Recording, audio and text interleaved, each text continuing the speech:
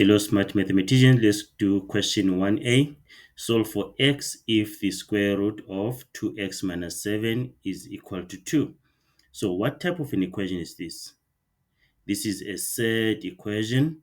And then how do we solve it? We have to isolate the SURD. And then now, if you check, the SURD is already isolated for us. It's on its own. The square root of 2x minus 7 on the left-hand side is equal to 2. So it's already isolated. So what do we do? We square both sides of the equation. We square both sides of the equation.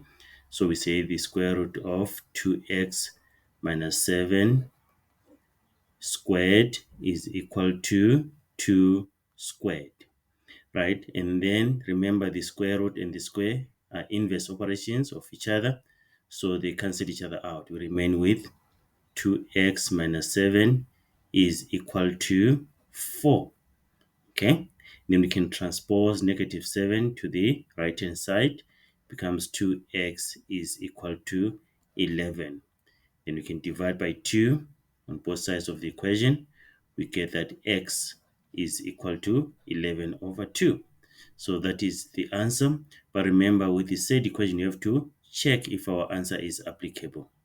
So where there's x, let's put 11 over 2 and see if our answer is correct. So we're going to say this is 2 times 11 over 2 minus 7 is equal to 2, right? And then 2 divided by 2 is 1. We remain with 11 minus 7 is 4. So is equal to 2. Yes, this is correct.